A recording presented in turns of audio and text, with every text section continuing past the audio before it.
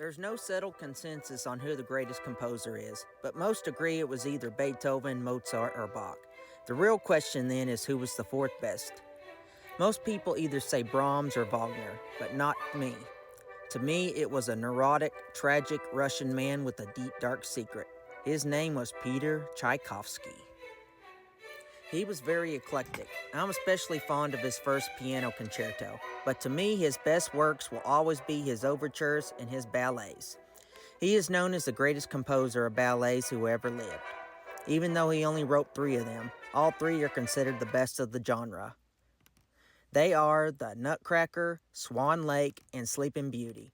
In fact, the Nutcracker and Swan Lake are often considered interchangeable picks for greatest ballet ever written. The Nutcracker is especially beloved. It is Christmas themed and it is played religiously every year on that holiday. I consider it the best Christmas music ever written. I admit I'm not into all the dopey dancing, but the music is beyond reproach, even though oddly enough the composer himself didn't like it. He is also famous for his classic overtures, the 1812 Overture, which features actual cannons in its quota, and the immortal Romeo and Juliet Overture, that I'm sure you've all heard snippets of because there's always clips of it played anytime something romantic happens. The 2 most important relationships of his life were with 2 women.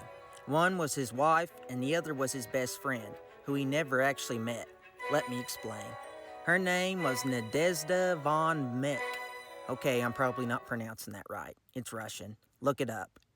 Anyway, she was a rich oddball. She was basically a shut-in who never left the house and didn't even go to her own kids' weddings. But she was a huge fan of music and she was extremely impressed with Tchaikovsky. She offered to support him financially so he could focus on his music full-time, with one rule, that they never actually meet in person. Rather, she didn't want to be disappointed if he turned out to be a jerk, or whatever the reason was.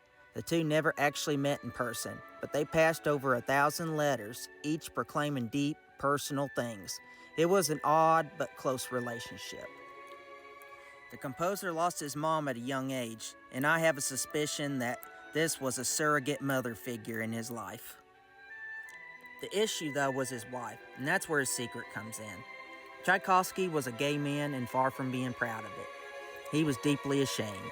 Today, if you come out of the closet, they give you fawning coverage in the media and you get your own reality show.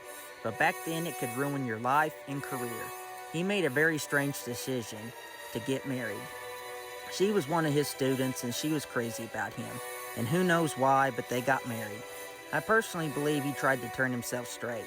But this was a lot like trying to make a vegetarian into a butcher, and it was doomed to fail.